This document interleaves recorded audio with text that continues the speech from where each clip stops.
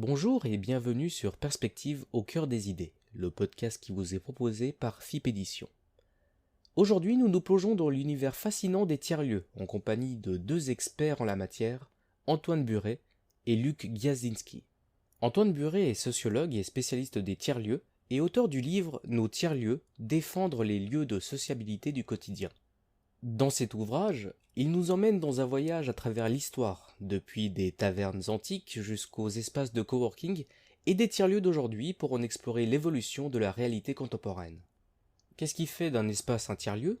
Les tiers-lieux sont-ils devenus de simples lieux de consommation et de travail? Comment rétablir leur fonction sociale?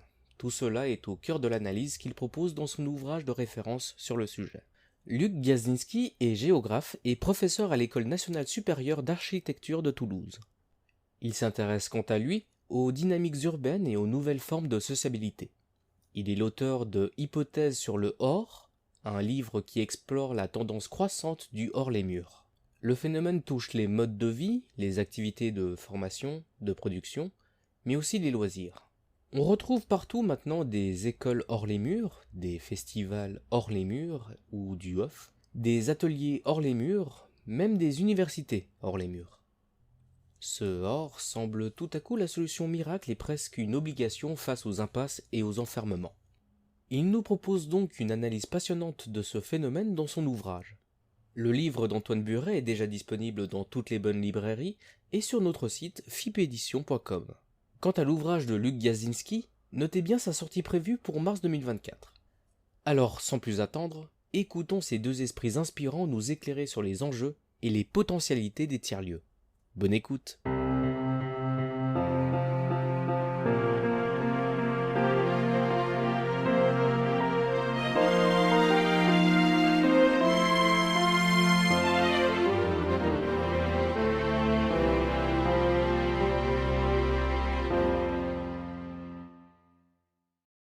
Bonjour Luc.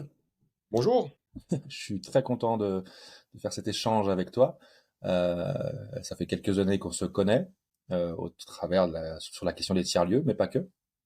D'ordinaire, on a une petite question que l'on pose comme ça pour introduire la conversation. La question, c'est de savoir quel est ton tiers-lieu. Ça permet de savoir voilà comment toi tu visualises la chose et quelle est la manière dont tu réfléchis et tu vis cette question aussi au quotidien. Donc, quel est ton tiers-lieu, ton lieu de sociabilité au quotidien? Mon tiers-lieu au quotidien, c'est aujourd'hui une cafétéria. Je pense que c'est celle de l'école d'architecture dans laquelle je travaille. Voilà, ça c'est mon tiers-lieu au quotidien. Parce que c'est dans ce tiers-lieu que je fais une grosse partie de mes réunions, que je rencontre les collègues, que je rencontre les étudiants, personnel administratif, et que j'élabore des projets, que je discute des projets des étudiants, que je réfléchis, où je me sens bien. Mais de façon plus globale, pour moi, mon tiers-lieu, c'est la nuit. Donc c'est plutôt une espèce de tiers-temps, quoi. Enfin, la nuit, en tout cas, le début de nuit et puis le matin. Le cœur de la nuit, j'ai pas toujours l'énergie de le pratiquer, mais voilà, donc c'est une espèce de pas de côté, où je suis pas tout à fait dans l'activité, pas tout à fait dans le lâcher prise, et où je suis pas tout à fait chez moi et pas tout à fait non plus dans un lieu de travail. Quand tu dis que ton tiers-lieu c'est la nuit en général, ou il y a des endroits spécifiques, il peut y en avoir plusieurs d'ailleurs, où tu vas régulièrement justement pour ta sociabilité ou pour te ressourcer, rencontrer des gens. J'avais envie de répondre à ta question sur la question sur les tiers-lieux en évoquant un tiers-temps, qui est ce temps colonisé du début de nuit, mais les lieux que je peux pratiquer dans la nuit, ou en tout cas en début de nuit, j'aime bien la gare. J'aime bien la gare en début de nuit. J'aime bien me poser là et voir circuler voir circuler les gens. En général, mes lieux de nuit et mes lieux de journée, c'est des lieux vivants, dans lesquels je vais faire une autre activité que celles et ceux qui sont là. C'est-à-dire si c'est un endroit de dégustation, si c'est un restaurant, si c'est un endroit où on vient boire un verre et tout, j'aime bien y travailler. Si c'est un endroit de travail, j'aime plutôt y faire autre chose qui peut poser des problèmes de conflit. Mais j'aime bien à chaque fois décaler pour me sentir à la fois là et ailleurs. j'ai toujours l'impression que ça nourrit ma réflexion et que ça me donne une marge, une espèce de liberté par rapport à la fonction précise du lieu, celle qui lui est affectée. Et dans ce lieu, tu rencontres des gens ou c'est plus un lieu où tu te retrouves seul toi-même ou à observer, à étudier, enfin peu importe. Est-ce qu'il y a une relation avec l'autre? Oui, moi je cherche toujours le, le contact. Moi, je crois qu'on est des animaux politiques, territoriaux aussi, mais on est des animaux politiques, donc on a besoin des autres. Et moi, je m'éteins quand je suis pas en interaction.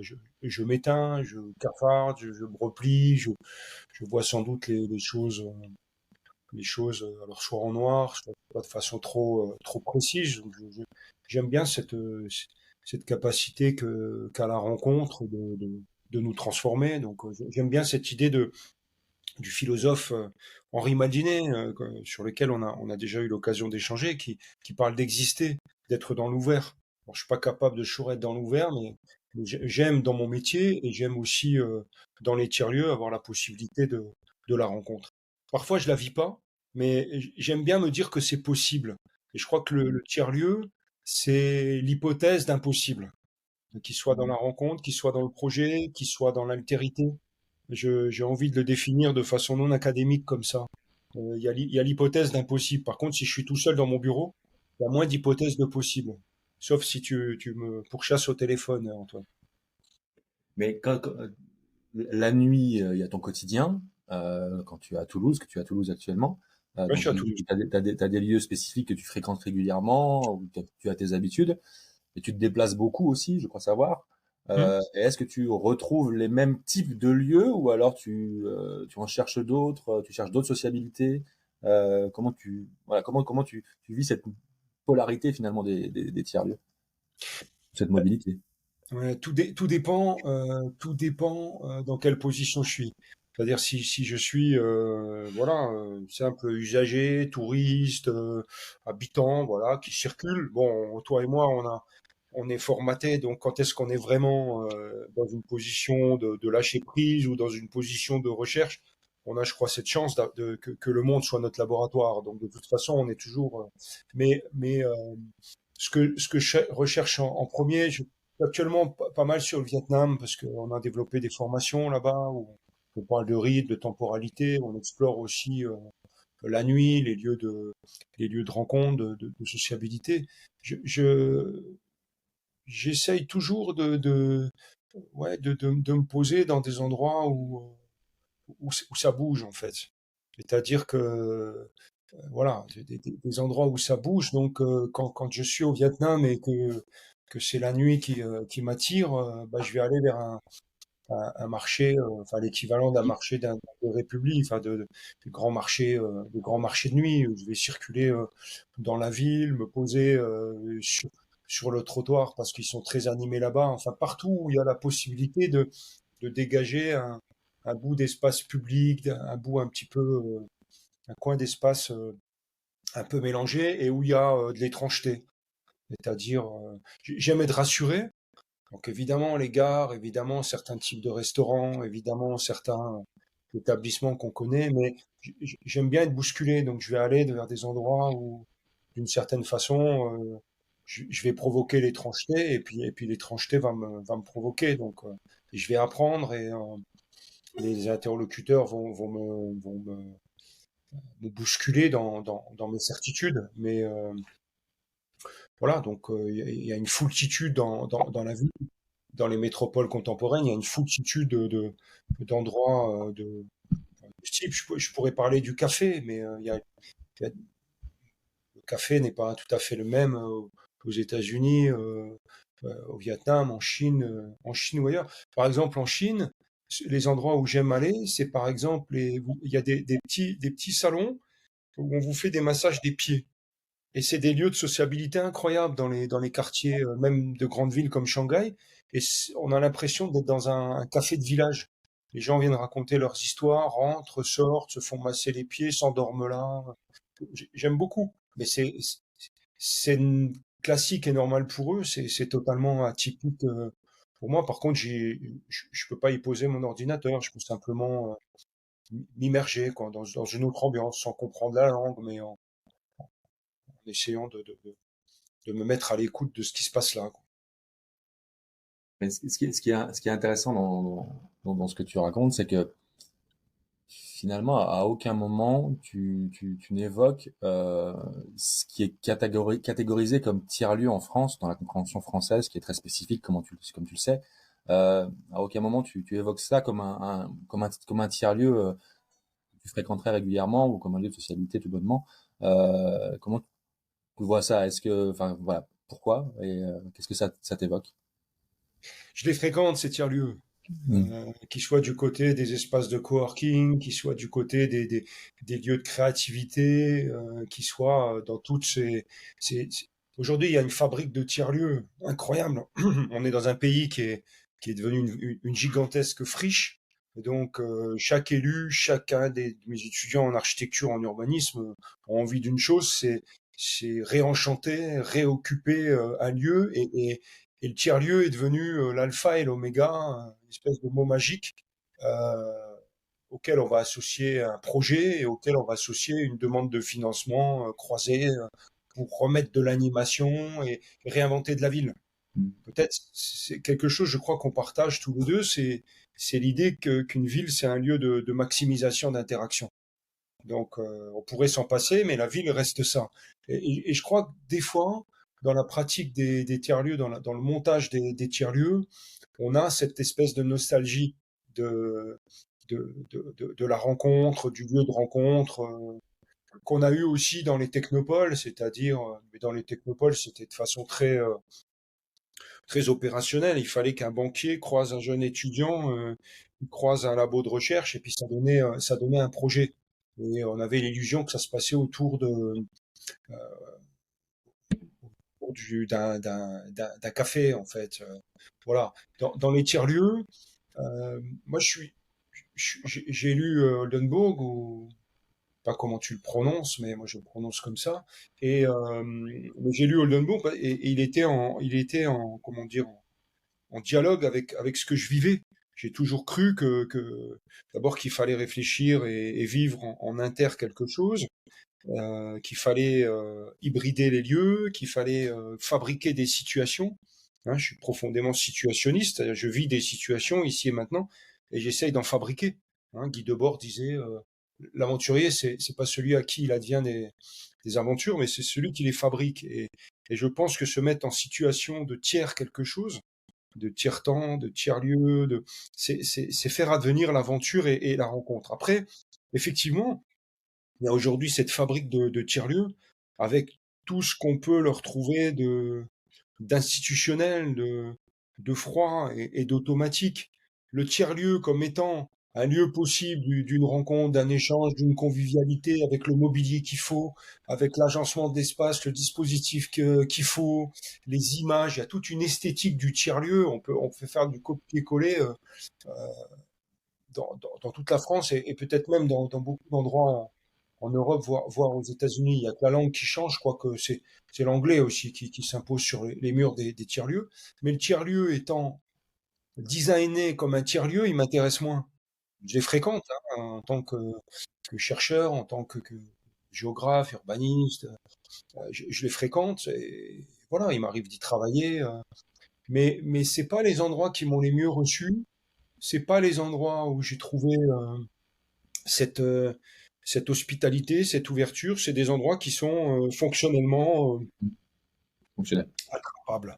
Mm. Voilà. Mais l'esprit du hasard, l'esprit de la sérendipité, l'esprit de l'aventure, il n'est pas là. Hein. On sait qu'on est là pour produire quelque chose dans un tiers quelque chose. Voilà. Mm. Il n'y a pas le lâcher prise. En tout cas, je le vois plus parce que dans tous les tiers-lieux, il y a à peu près Code. les mêmes acteurs, les mêmes configurations, le même design, le même. Donc, moi, quand je vais dans un PMU, enfin, ça a beaucoup changé, mais quand je vais dans un PMU qui a pas trop de bruit, que je pose là mon ordinateur, j'y donne des rendez-vous. Pour moi, j'ai fabriqué un tiers-lieu, il est beaucoup plus vivant, intéressant et stimulant. Mm. Quand on s'était rencontrés à Grenoble, que je dirigeais un master sur l'innovation et que tu m'avais fait l'amitié de venir nous rejoindre. Mes cours, la plupart de mes cours, mes réunions et tout, je les faisais dans un café complice. Mhm. Et c'est là qu'on montait les projets de thèse, c'est là qu'on montait sur le coin d'une table, parce qu'on était tout le temps dérangé, restimulé. On voyait bien qu'on étonnait les gens. Et il me semble que dans le tiers-lieu aussi, il y a l'idée de se remettre dans une forme de stimulation presque animale. Mhm. C'est-à-dire que je réfléchis pas de la même chose, de la même façon quand je suis tout seul, posé dans un bureau qui est fait pour réfléchir et écrire, que quand je suis dans un endroit où il y a le regard de l'autre, où il y a peut-être le questionnement de l'autre, et il y a une territorialité qui fait que je suis mis en tension jusqu'à la saturation. Mhm. Voilà. Et j'aime assez ces endroits où, d'une certaine façon, on peut se mettre à distance ou bien se rapprocher de la vie de l'endroit, et puis à un moment donné se refermer en tension. Je dois avouer que moi j'ai un outil pour les tiers-lieux et les situations de tiers-lieux que je fabrique, c'est ça. Les bonbons. Pour pouvoir jouer et fabriquer du tiers-lieu, c'est des bouchons d'oreille, hein, voilà. Alors, c'est orange, voilà. C'est très intéressant parce que il y a des moments j'en ai pas besoin, et il y a des moments je les mets. Alors ça coupe pas le son, mais ça le diminue et ça permet de reprendre la distance. Et moi ça m'aide beaucoup à me reconcentrer. Donc je les enlève, je les remets et je joue de cette pulsation.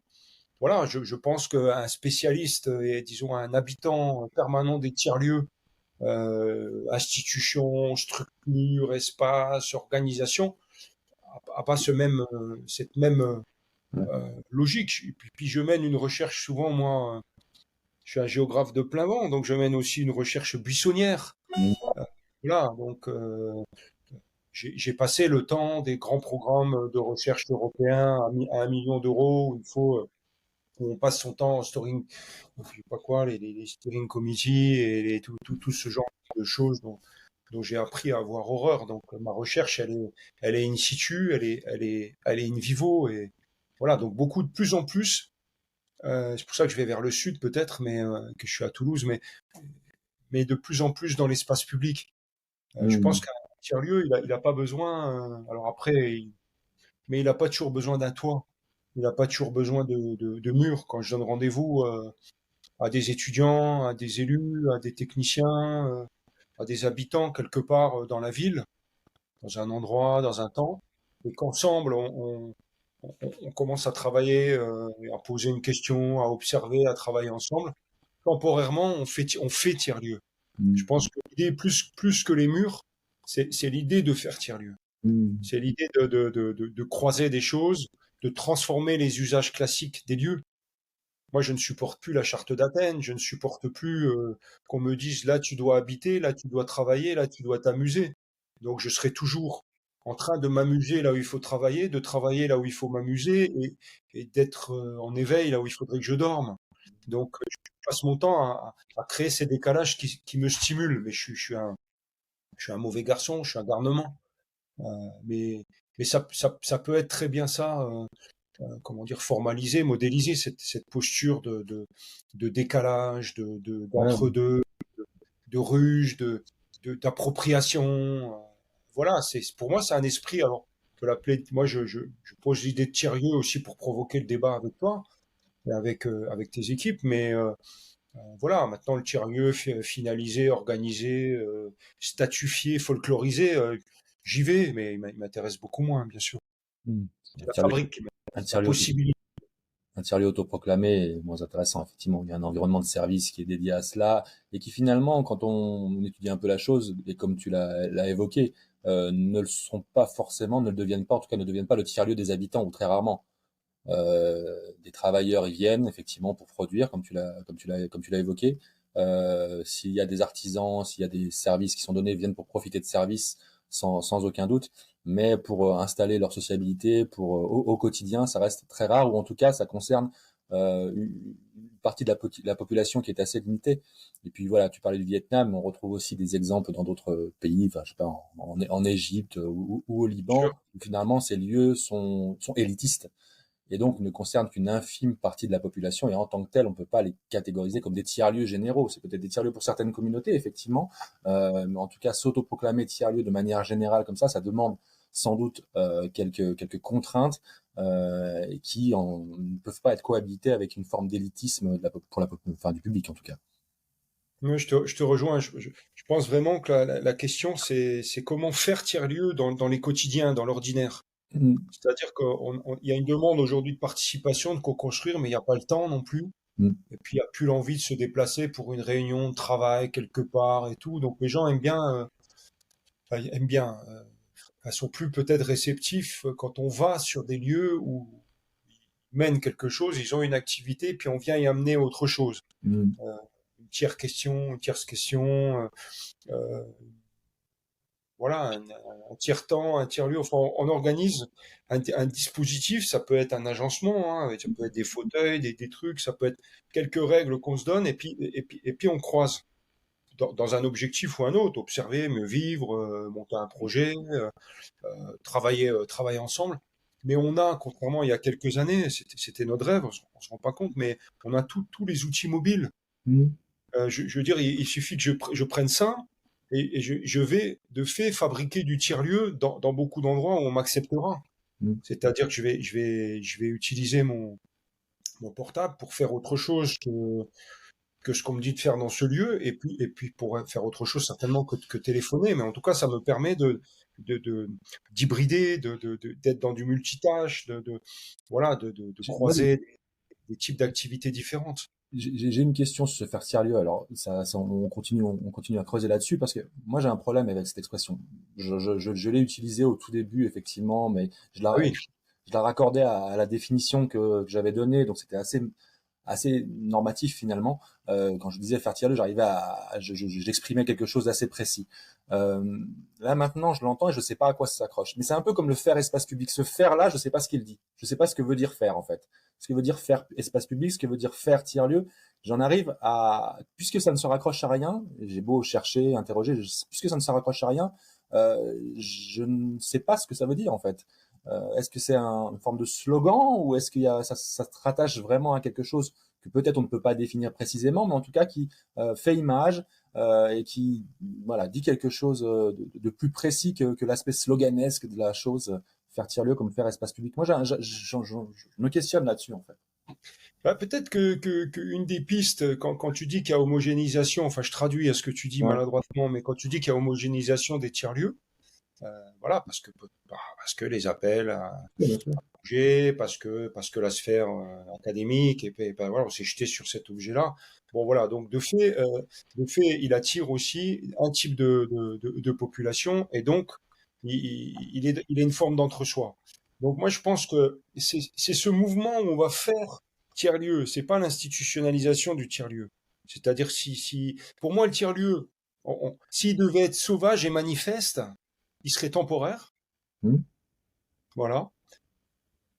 Si on devait avoir des indicateurs, il y aurait de la diversité d'origine, de fonctions.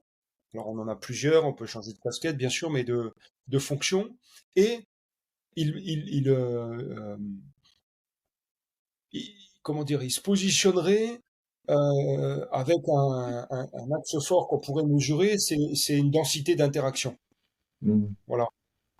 Et peut-être une promesse. Le quatrième, je dirais, c'est une promesse. La promesse d'un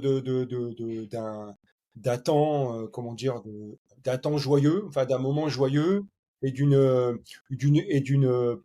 évolution, peut-être d'une amélioration de la condition, soit la sienne, soit celle des autres. Tu vois, je mettrais quatre trucs, ça n'a rien à voir avec le tiers-lieu j'allais dire, je sais pas où, enfin Je n'ai pas de machine. de toutes les communes françaises, Ouais.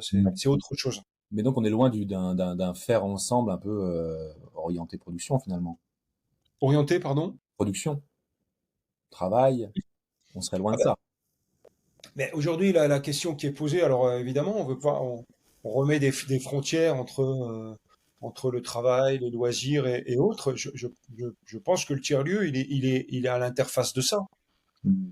Et que c'est des gens qu'on appelle comment dire, des marginaux séquents, des go-between, hein, mais marginaux séquents, j'aime bien cette idée qui ont les pieds dans différents univers, qui peuvent avoir en charge, en tout cas comme pionniers, de créer cette ouverture à l'autre pour produire quelque chose. Que ça produise. Produire, c'est produire de l'intelligence collective, c'est fabriquer une organisation apprenante.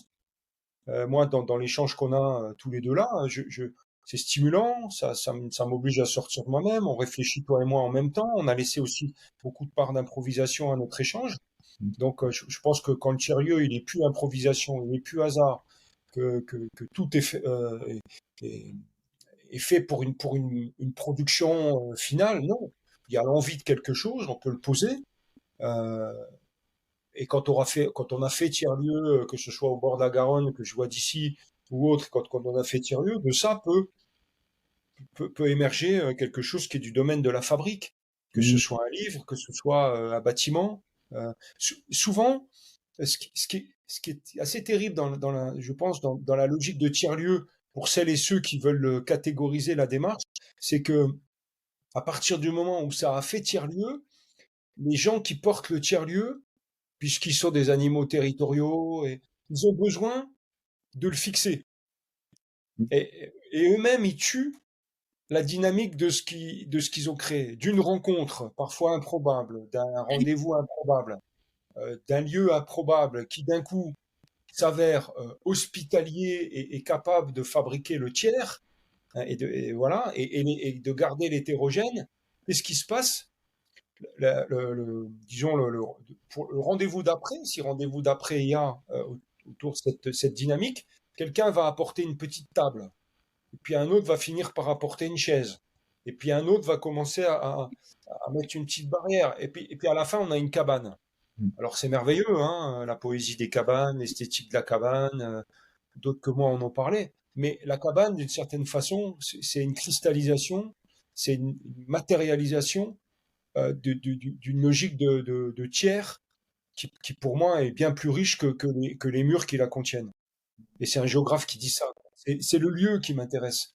C'est l'endroit qu'on va être capable de s'approprier et qui, pendant un temps, va permettre cette triangulation, cette fabrique collective, cette capacité de se former, d'apprendre de l'autre, cette capacité qu'on va avoir de s'émanciper.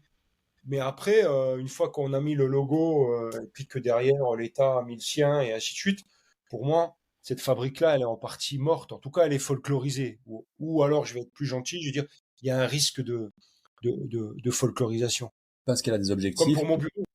parce qu'elle a des objectifs et qu'elle a des contraintes. Donc à partir Parce qu'il y a des objectifs, des contraintes, parce qu'il y a des moyens qui ont peut-être été mis là, il y a des gens qui se sont engagés pour leur structure.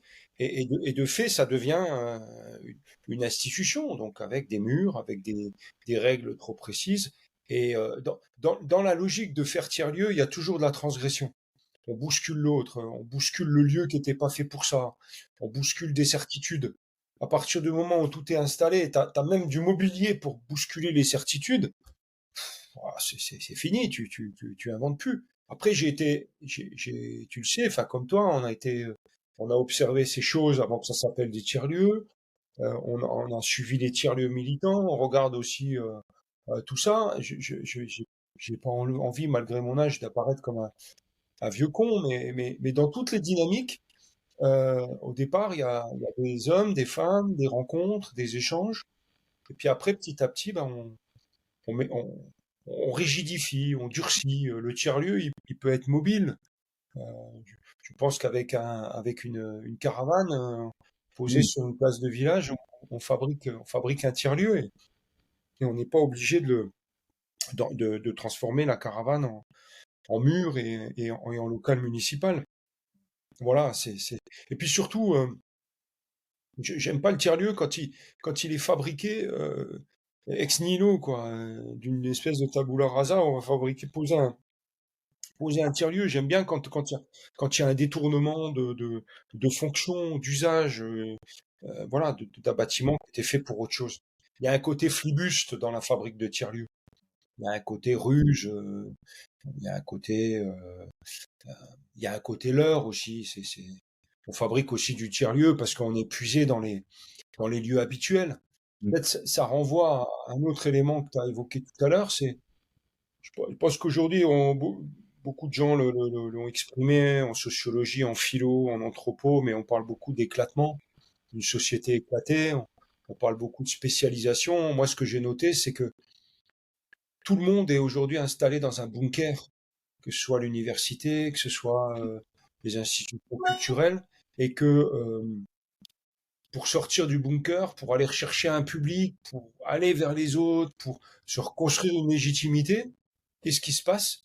On va faire du hors les murs. C'est-à-dire que les grandes institutions culturelles vont redécouvrir l'espace public, le hors les murs, pour fabriquer quelque chose qui, pour moi, va être un tiers, en fait. Entre un public et je sais pas, un acteur qui travaille et puis un bout d'espace là. Il va se passer quelque chose pendant un temps, donc c'est une forme de tiers. Quand l'universitaire redécouvre que pour comprendre la complexité d'une société plongée dans l'incertitude, la complexité extrême, il faut aller recoltiner le terrain, la rencontre, les échanges, enfin se remettre en situation, ben, il va fabriquer, euh, il va fabriquer aussi un, un tiers, il va faire du hors, il va faire du off.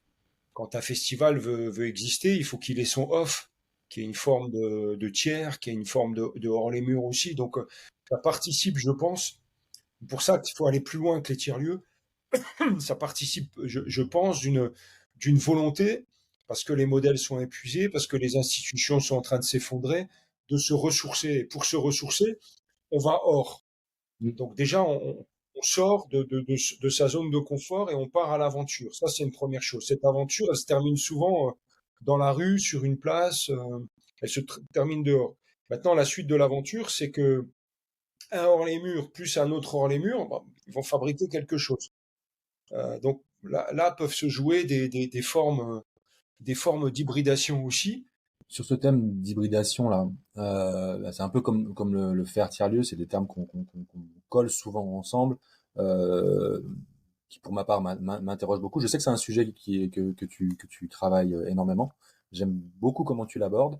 On en avait discuté un peu avant lors de précédentes discussions sur l'hybridation des tiers-lieux qui finalement est un impondérable qu'on retrouve dans l'histoire des différents tiers-lieux. On parlait des tavernes de Philadelphie, mais aussi l'hybridation des commerces dans des grands tiers-lieux commerciaux. Cette juxtaposition, mais c'est une hybridation qui est plus finalement une juxtaposition. Le lieu devient hybride parce qu'il juxtapose différentes choses qui pourraient ne pas être ensemble. Et donc, on retrouve dans un environnement de service similaire plein de choses différentes. J'ai l'impression que toi, tu abordes ça. Enfin, j'ai l'impression, je sais que toi, tu abordes ça de manière très différente. Et c'est ta perspective que j'aimerais bien que tu apportes sur ce sujet. C'est quoi l'hybridation dans les tiers-lieux? Comment tu vois la chose? Alors il y a l'hybridation au sens général qui pour moi doit être une posture, c'est-à-dire que face à la spécialisation des espaces, hein, n'oublie pas que je suis géographe, ouais. Donc je réfléchis à partir d'espaces en amenant aussi la question du temps, mais ça pour moi c'est central.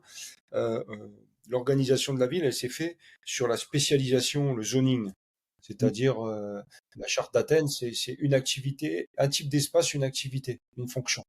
Donc voilà, donc on est au bout de tout ça parce que les échelles ont changé, parce que il y a des hyper spécialisations et que on meurt, on s'épuise, enfin notre société s'épuise de la non-rencontre. On voit bien la quête est perdue sur les réseaux ailleurs de la rencontre et de ce choc et de ce donc la réflexion qu'on peut avoir, c'est regarder comment on peut mettre des contraires ou des différents sur les mêmes types d'espaces et voir ce qui se passe.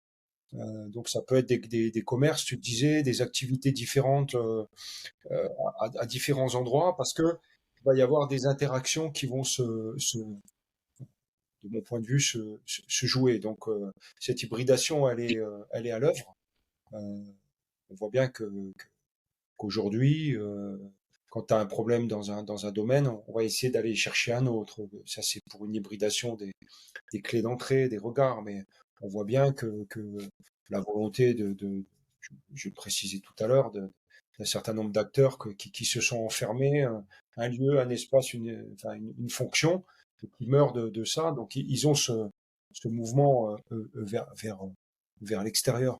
Après, c'est la difficulté, c'est-à-dire que tant que le tiers-lieu ne s'appelle pas tiers-lieu, tant qu'il est une dynamique temporaire, tant qu'il est fragile, qu'il est dans des lieux qui sont de toute façon destinés à être renversés, bousculés, il est dans le vivant, il est dans le rythme. Moi, je prends l'idée de rythme comme manière de fluer, donc il est dans le rythme, il est dans quelque chose qui change en permanence.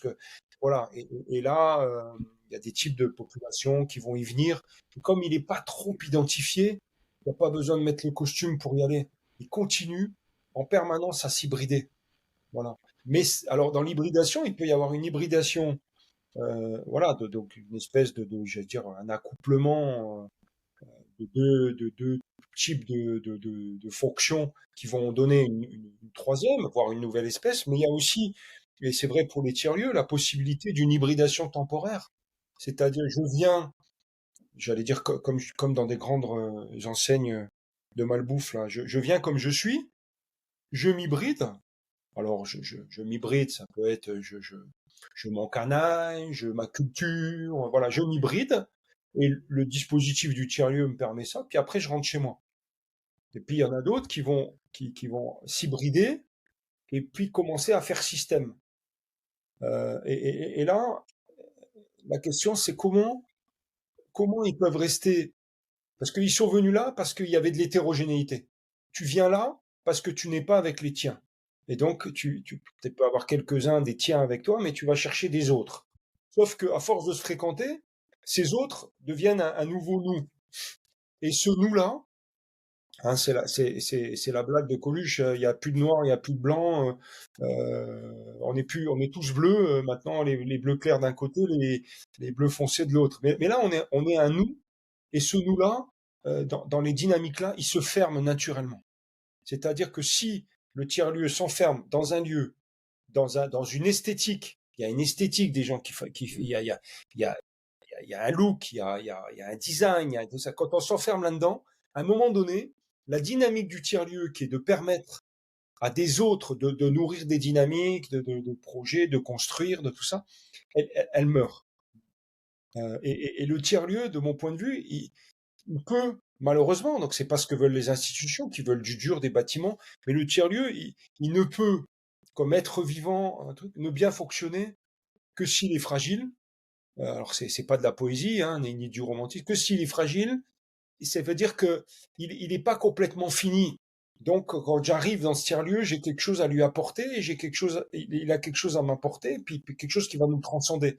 Mais si il fait système, s'il s'enferme dans ses codes, dans ses trucs, on n'ira plus. Que ce tiers-lieu soit institutionnel, que ce tiers-lieu soit quelque chose qui est posé, je sais pas, dans un espace public, il va faire système et les gens n'oseront plus y aller parce qu'ils ils vont se sentir très, très différents de cette chose qui est une communauté, quoi.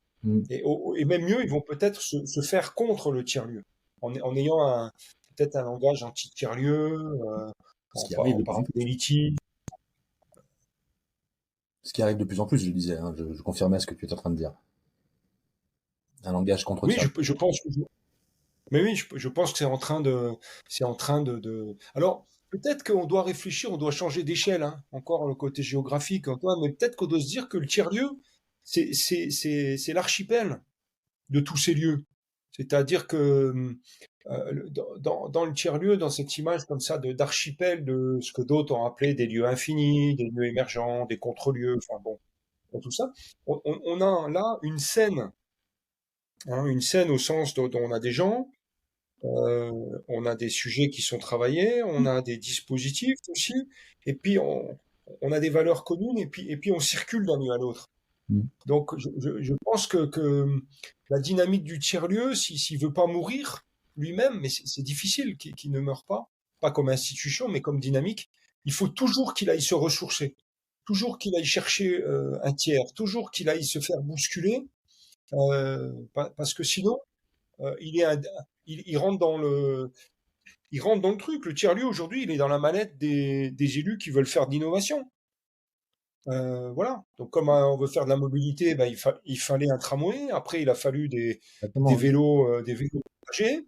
Aujourd'hui, il faut mettre des panneaux pour que les gens puissent marcher dans la ville. ben voilà, en matière d'innovation territoriale, on a les tiers-lieux et voilà, donc installez-moi un tiers-lieu et puis non, ça marche pas comme ça. C'est autre chose. C'est un outil de la mallette, des outils, du développement et de l'innovation territoriale possible. Voilà, utiliser, user, être fatigué. Il est déjà fatigué, je pense, ce modèle. Ces tiers-lieux-là qui n'en sont peut-être pas sont déjà fatigués. Alors qu'il y a d'autres tiers-lieux qui existent, qui sont en souffrance sans doute, qui font partie de la ville depuis fort longtemps, qui eux sont aussi un peu mis de côté au profit d'un tiers-lieu autoproclamé, mais qui n'en est peut-être pas. Enfin, moi, je regardais il y a peu de temps encore des différentes statistiques et études sur les lieux de sociabilité en France notamment. Ce qui est nommé comme tiers-lieu n'apparaît jamais, jamais, jamais, jamais, jamais. Donc, je pense que ça pose encore pas mal de questions. Euh, je crois qu'on va devoir arrêter un peu notre conversation et sans doute la remettre une suite. Enfin, j'aimerais beaucoup pouvoir continuer avec toi par ce canal-là. Il y avait plein de sujets qu'on voulait aborder, mais on est parti sur des choses adjacentes et tout aussi intéressantes. Peut-être pour finir, est-ce que peux nous dire où est-ce que l'on peut te retrouver ou suivre ce que tu fais, tes travaux? Alors, on peut me retrouver à l'École nationale supérieure d'architecture de Toulouse. Sinon, on peut me retrouver sur les réseaux. Je suis assez actif sur les réseaux. Je ne suis pas toujours très fier, mais voilà, vous pouvez me retrouver sur les réseaux sociaux classiques. Et sinon, des séminaires qui peuvent vous intéresser, des séminaires pareil, interdisciplinaires, donc voire indisciplinaires. On en a un sur la rythmologie que vous pouvez trouver. Vous tapez séminaire rythmologie. Il a lieu tous les mois. Où on travaille la société autour de questions de rythme. Donc on parle évidemment de ces notions de tiers-lieu. Et un autre qui est sur une des nouvelles une espèce de mantra en matière d'aménagement, d'urbanisme aujourd'hui, qui est la ville du quart d'heure. On a un séminaire qui s'appelle Nouvelle proximité, où on questionne la mise en place et l'intérêt de revenir à une logique de quart d'heure, de Ouais. marche, disons, à l'intérieur des villes, d'accès à toutes sortes de services de sociabilité et autres. Donc on est aussi pas très loin spatialement et sociologiquement des questions qu'on évoque autour du tiers-lieu. Merci beaucoup, Luc. C'était un vrai plaisir et j'espère qu'on remettra ça sous peu. Tu es le bienvenu. À bientôt. À bientôt.